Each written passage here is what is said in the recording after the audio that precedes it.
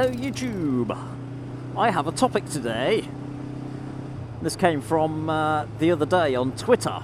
Mr. Adrian Nickelodeon was asking us Brits what the hell a TV licence is. So yeah, a few people were weighing in there. Obviously,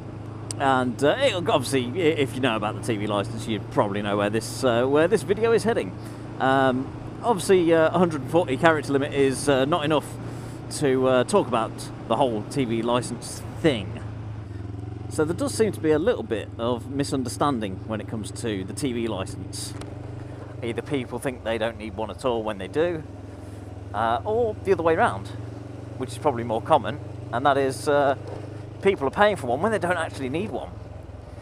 Because I think it's not so bad now, because I went on the TV licence website just to see how it looked and stuff, and it's a bit clearer now. They do say on the main page, they've got a picture saying live TV and BBC, whatever, blah blah blah.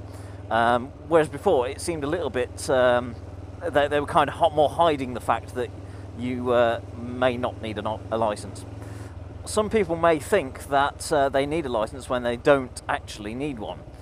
You only actually need a TV licence if you watch live broadcast programmes, shows, content, news, whatever, anything live, be it through your television, through your tablet, iPhone, Android, whatever.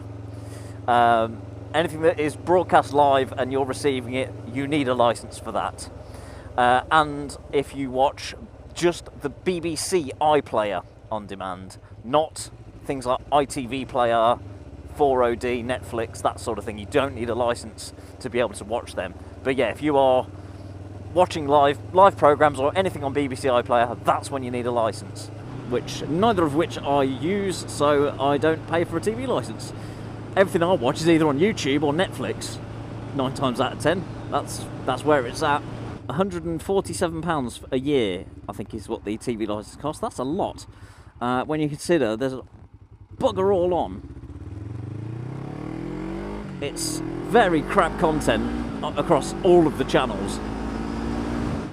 So yeah, the only thing I would have watched on BBC would have been Top Gear. And I used to watch that on the iPlayer, because you didn't used to need a licence to watch iPlayer, but they changed it I think it was last year. So but yeah, obviously now Top Gear's all changed, and yeah, not interested in that anymore. Although I will say, actually, from what I have seen of the current series with Matt LeBlanc as the main presenter, I actually think that's quite watchable. That was a lot better without Chris Evans. Anyway, that was another subject. So yeah, don't need a licence, not going to pay for one. I'm happy with my Netflix subscription of £7 a month or whatever it is. Now there is a little bit of an issue here, because there will still, the TV licence company, or a company that sort of work for them, almost kind of like bailiffs, will go around knocking on people's doors, or pay their property a visit. They will either, if you're in and you answer the door, they will say, do you need a TV licence? We need to inspect. And if you let them in and they find that you do need a TV licence and you've been watching without one or whatever, then they can take you to court and you can get fined for that. But that's only if you invite them in. That's the only legal grounds they have. If you just tell them to sod off, they can't do anything. They're not allowed in. We've been in our house for 3 years now, and we've had a couple of letters from them to say that we've been for a visit but no one was in. Please arrange with us for a visit or whatever. Of course, that letter just goes straight in the bin. We don't need it.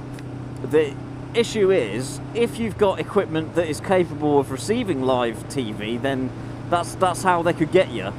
Even if you don't watch it, but you've got a TV, if you've got an aerial plugged into it, then yeah, you're definitely capable of receiving live TV,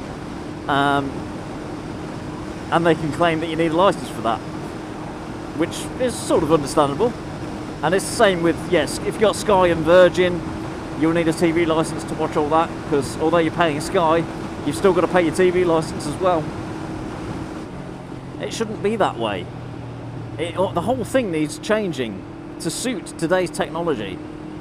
Chances are you've got a tablet or a phone or something that's capable of receiving live TV. Your computer's capable of receiving live TV through internet streams. But if you know you're not supposed to watch live TV, then you should be able to not watch live TV and not have to buy a license. Which is which is what you can do at the minute. Because that's what I'm doing. I just don't watch live TV because I know I'm not legally allowed to. So I don't do it. Simple as that. So yeah, they do need to change it all, but it's got to be fair. You've got to be fair to the people who don't want to be forced into paying a TV license when they don't need it. The whole thing needs, the whole thing needs shaking up or abolishing. But then, how are you supposed to fund the BBC? Well, get rid of the BBC. That'll solve a lot of problems. It's like going for a leisurely stroll down by the side of, say, the canal or a lake or a river or something like that, and you having to have a fishing license. Just in case you happen to decide to stick your hands in the water and pull a fish out. It's not going to happen, is it? You have no intention of going fishing, but you need to have a fishing license. That's how daft it is. So yeah, that's why they need to change it. They need to change it to suit today's technology. So to be able to, like, in effect, decode live broadcasts, you need to have some kind of credentials and authentication. So people who don't have a license, they don't have the credentials, they can't watch live TV. No problem. Simple as that. Same as the iPlayer. The iPlayer should be a subscription login type of thing, like Netflix. At the minute, anyone can just go to the iPlayer.com website and just watch whatever they want, whether they've got a license or not. They need to make it a login, so when you get your TV license, you have some kind of username and password to log in to the BBC iPlayer to watch the content. They need to get with the times, because yeah, although that was fine for back in the, I don't know what, 50s and 60s and before, when TV first came about, but yeah, technology's moved on leaps and bounds since then, so the whole license thing needs to be updated or abolished, because we used to have to pay a radio license. I say we, it's before my time, but yeah, you used to have a license to listen to radio. How daft does that sound these days? Anyway, I hope this video has been of some use to some of you, because some people may not realise that they're probably paying for a licence that they don't need. Because with these days, with catch-up TV and Netflix and all that lot, and on-demand, chances are you watch very little live TV these days. One final note about what you do need a licence for: you also need a licence if you are recording live broadcasts as well. You can't get around it by recording something live and then watching it later. You do need a licence to receive that live broadcast, whether it's being recorded or watched in real time. So anyway, I hope that's been useful to some of you.